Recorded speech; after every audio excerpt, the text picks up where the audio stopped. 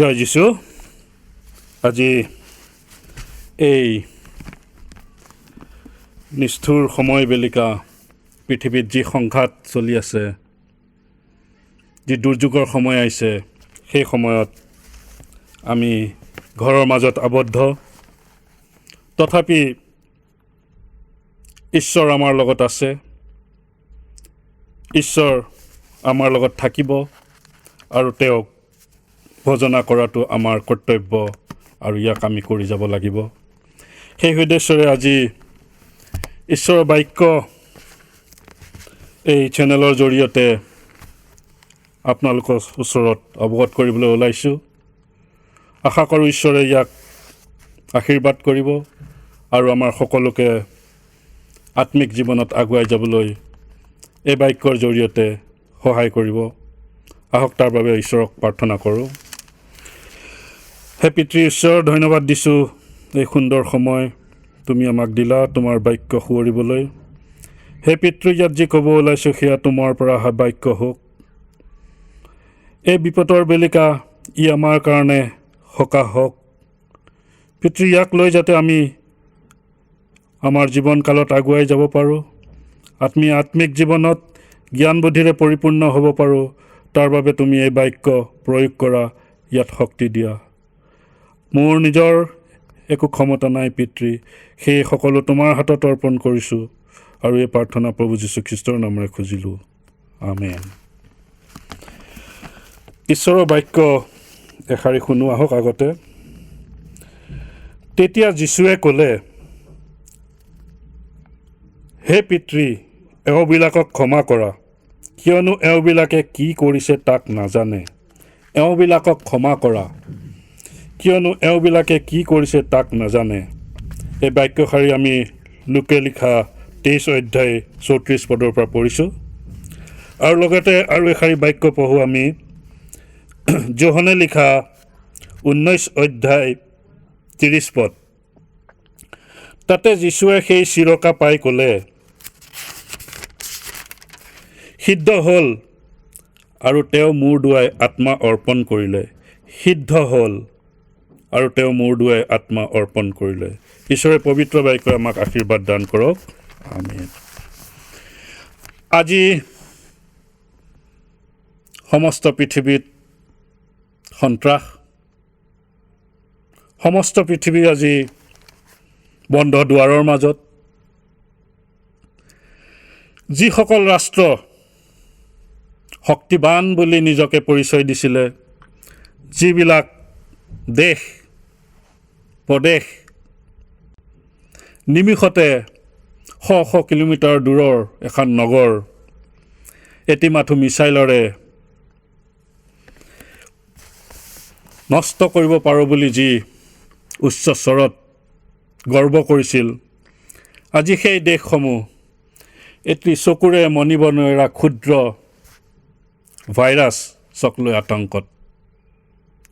আজি চাৰিওপিনে বিপদৰ বেলিকা আৰু মানুহে নিৰীহৰে চেষ্টা কৰিছে এই মহামাৰী যি ৰূপ ধাৰণ কৰিছে, ইয়াৰ প্ৰতিকাৰ, ইয়াৰ প্ৰতিষেধক কি পাব। এই কৰোণা ভাইৰাছৰ আক্ৰান্ত হৈ যিসকল COVID-19ত মহামাৰীৰ ৰূপ লৈছে, তাৰ প্ৰতিকাৰ বিচাৰি বৈজ্ঞানিকসমূহ, স্বাস্থ্যকৰ্মীসমূহ বিভিন্ন দেশত উঠি পৰি লাগিছে। আৰু এই সময়ত আমি মন কৰিব লাগিব এটি বিশেষ কথা। এই ভাইৰাছ যি আমি চকুৰে মনিব নোৱাৰোঁ, ইয়াক লৈ বিশ্ববাসী আতংকত আৰু যি তলাবন্ধ অৰ্থাৎ লকডাউনৰ পৰ্যায় পাইছেগৈ। দেশসমূহত নিৰ্দেশ দিয়া হৈছে ঘৰৰ ভিতৰত থাকক, বাহিৰলৈ নাহিব।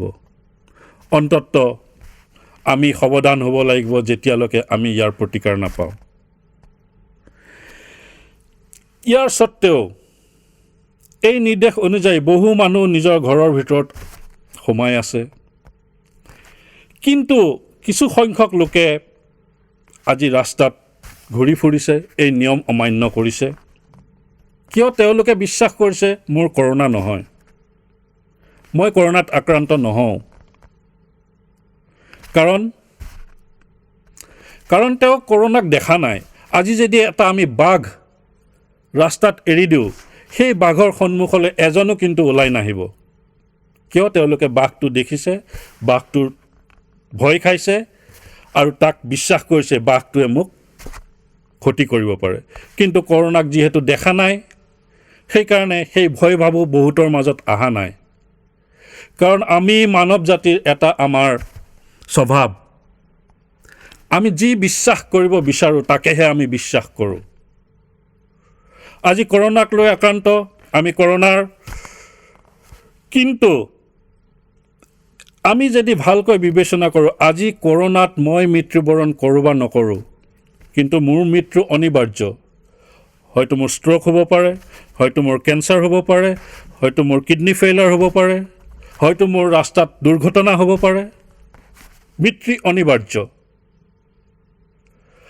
আজি বাইক চলাওঁতে বহু সময়ত বহুজনক দেখা পাওঁ হেলমেটটো পৰিধান নকৰে। কিয় নকৰে? কাৰণ তেওঁ নাভাবে মই এক্সিডেণ্ট হ'ব, মই মোৰ শিৰত আঘাত পাব পাৰোঁ। যিসকলে হেলমেট পিন্ধে বেছিভাগে পিন্ধে কিয়? পুলিচে তেওঁলোকক ফাইন ধৰিব বুলি। ছিট বেল্ট গাড়ীৰ নামাৰে। চিগাৰেটৰ আপুনি পেকেটটো যদি চাই তাত লিখা আছে tobacco causes cancer, tobacco causes cancer, কিন্তু পেকেটটো উল্টিয়াই চিগাৰেট খাই আছে। কৰোণাৰ কাৰণে যি প্ৰতিষেধক লৈছে এই ক্ষেত্ৰত কিয় নলয়? কাৰণ আমি ল'ব নিবিচাৰোঁ বা তাক আমি দেখা পোৱা নাই। মই অলপ আগতে কৈছোঁ বাঘটো সন্মুখত যদি আমি ওলাই যাব নিবিচাৰোঁ, কিয়? কাৰণ আমি বাঘটোক ভয় কৰোঁ। আমি জানো বাঘটোৱে আমাক জঁপিয়াই পৰিব, আমি চকুৰে দেখা পাইছোঁ। অৰ্থাৎ আমি বেছিভাগ সময়ত চকুৰে যি দেখোঁ তাকহে বিশ্বাস কৰিব খোজোঁ। এয়া মানৱ চৰিত্ৰ। আজি যিদৰে মই এই অসুস্থতাৰ কথা ক'লোঁ, এই সময়ত আৰু এটা অসুস্থতাত আমি ভুগি আছোঁ, যাক আমি চকুৰে মনিব নোৱাৰোঁ, যাক আমি বিশ্বাস কৰি ল'ব নোৱাৰোঁ। আৰু সেই অসুস্থতা হৈছে পাপ। আমাৰ দেহত নহ'ব পাৰে, কিন্তু আমাৰ আত্মাৰ যি অসুস্থতা, সেই অসুস্থতা হৈছে পাপ। আৰু সেই পাপ বহুজনে অনুভৱ নকৰে। পাপ বুলি কিবা বস্তু আছে বুলি নাভাবে। পাপৰ বেছ মৃত্যু আছে বুলি তাক অনুভৱ নকৰে। হয়তো বহুতে জানে, কিন্তু সেইসকল লোক যিসকলে জানে যে কৰোণাৰ পৰা বাচিবৰ হ'লে ঘৰৰ ভিতৰত থাকিব লাগে, কিন্তু ঘৰৰ ভিতৰত নাথাকি যেনেকৈ বাহিৰত পিনাপিন্দি ঘূৰিছে, ঠিক সেইদৰে আমি তাক ভাবি লওঁ। কাৰণ আমি পাপ দেখা নাই, আমি সৰগ দেখা নাই, আমি নৰক দেখা নাই। সেইকাৰণে বহু সময়ত আমি তাক সেই ধৰণে বিশ্বাস কৰিবলৈ সক্ষম নহওঁ। কিন্তু এই পাপ যে আছে আৰু আমি সকলোৱে যে ইয়াৰ দ্বাৰা আক্ৰান্ত, ইয়াক আমি বুজিব লাগিব। আৰু যিদৰে মই অলপ আগতে ক'লোঁ, মই ভাইৰাছৰ প্ৰতিকাৰৰ কথা কৈছিলোঁ। আজি দেশসমূহে উঠি পৰি লাগিছে কিদৰে ইয়াৰ পৰা ভেকচিন তৈয়াৰ কৰিব, কিদৰে প্ৰতিষেধ তৈয়াৰ কৰিব এই মহামাৰীৰ পৰা বচাবলৈ। ঠিক সেইদৰে আমাৰ যি আত্মিক অসুস্থতা, পাপ, ইয়াৰো কিন্তু ভেকচিন তৈয়াৰ হৈছিলে। আমি অলপ আগতে পঢ়া বাক্যশাৰী যদি পঢ়োঁ, পুনৰবাৰ মই আওৰাব বিচাৰিছোঁ। যীশুৱে ক'লে, হে পিতৃ, এওঁলোকক ক্ষমা কৰা, কিয়নো এওঁবিলাকে কি কৰিছে তাক নাজানে। আমি কি কৰি আছোঁ আমি নাজানো। আমি উপলব্ধি কৰিব পৰা নাই আমি কিদৰে পাপত সোমাই আছোঁ। আমি উপলব্ধি কৰিব পৰা নাই আমি কিমান ভুল কৰি আছোঁ। কিন্তু যীশুখ্ৰীষ্টই সেই ক্ৰুচ কাঠত কৈছিলে, এওঁলোকক ক্ষমা কৰা, এওঁলোকে নাজানে। সেই যি বাক্যশাৰী কৈছিলে, এওঁলোকক ক্ষমা কৰা, সেই সাৰ হ'ল আমাৰ সেই আত্মিক অসুস্থতাৰ ভেকচিন। আমাৰ পাপৰ ভাৰ তেওঁ কান্ধত লৈ আমাক পিতৃ ঈশ্বৰৰ ওচৰত প্ৰাৰ্থনা কৰিছিল, আমাক ক্ষমা কৰি দিবৰ কাৰণে। আৰু সেই সত্য আমি বুজিব লাগিব। যিদৰে আমি আজি ভেকচিন বিচাৰি ফুৰিছোঁ আমাৰ শাৰীৰিক অসুস্থতাৰ বাবে, কিন্তু তাতকৈ গুৰুত্বপূৰ্ণ আমাৰ আত্মিক অসুস্থতাৰ কথা আমি বুজিব লাগিব। আমি যদি আত্মিক জীৱনত আমি যদি বিশ্বাস কৰোঁ, আমি যদি পিতৃ ঈশ্বৰক বিশ্বাস কৰোঁ, আমি যদি ঈশ্বৰ আছে বুলি বিশ্বাস কৰোঁ, তেনেহ'লে আমি বিশ্বাস কৰিব লাগিব সেই পিতৃ ঈশ্বৰ মহান আত্মা, যাক আমি পৰমাত্মা বুলি কওঁ। আৰু সেই পৰমাত্মাৰ লগত সম্বন্ধ আমাৰ নিজৰ আত্মাৰ। আমাৰ শৰীৰ এই পৃথিৱীৰ ধূলিৰ দৰে তৈয়াৰ হৈছে, এই পৃথিৱীৰ ধূলিৰ লগত মিলি যাব, কিন্তু এই আত্মা ক'লৈ যাব আমাৰ? যদি সেই আত্মা অসুস্থতাত ভুগি থাকে, যদি পাপৰ অসুস্থতাত ভোগে, তেনেহ'লে সি নৰক যাত্ৰাত যাব। আৰু যদি আমি এই প্ৰতিষেধক যি যীশুখ্ৰীষ্টই ক্ৰুচত আমাক দি গৈছিলে, যি ক্ষমাদান আমাক দিছিলে, সেই ভেকচিন যদি আমি আমাৰ আত্মাত ধৰি ৰাখিব পাৰোঁ, তেনেহ'লে নিশ্চয়কৈ আমি সেই পাপ বোলা অসুস্থতাৰ দ্বাৰা আক্ৰান্ত নহ'ম, আমি নিষ্পাপ হৈ স্বৰ্গৰাজ্যলৈ যাবলৈ সক্ষম হ'ম।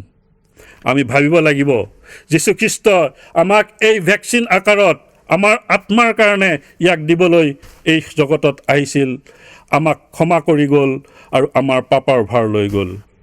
তেওঁ সুদ বিচাৰৰ কাৰণে অহা নাছিলে, তেওঁ আহিছিলে মানৱ জাতিক উদ্ধাৰ কৰিবৰ কাৰণে। আৰু আমি খ্ৰীষ্টীয়সকলে ইয়াক বিশ্বাস কৰিব লাগিব আৰু ইয়াক বিশ্বাসৰে গ্ৰহণ কৰিব লাগিব। আমি সেই সকলৰ দৰে নহ'ব লাগিব যিসকলে কৰোণা ভাইৰাছক দেখা নাই কাৰণে বিশ্বাস কৰা নাই সি তেওঁ আক্ৰান্ত কৰিব পাৰে বুলি। আমি বিশ্বাস কৰিব লাগিব পাপ আমাৰ পিছে পিছে ঘূৰি আছে, প্ৰতিটো মুহূৰ্তত চৈতানে ফান পাতিছে, চৈতানে পৰিকল্পনা কৰিছে কেনেকৈ আমাক পাপত ডুবাব পাৰে, কেনেকৈ আমাৰ ঈশ্বৰৰ লগত সম্বন্ধ শেষ কৰিব পাৰে, কিদৰে আমাক ঈশ্বৰৰ ওচৰৰ পৰা আঁতৰাই আনিব পাৰে। আৰু তাৰ পৰা বাচিবৰ হ'লে আমাক ভেকচিনৰ দৰকাৰ, আৰু সেই ভেকচিন কেৱল মাত্ৰ যীশুখ্ৰীষ্টত আমি পাম।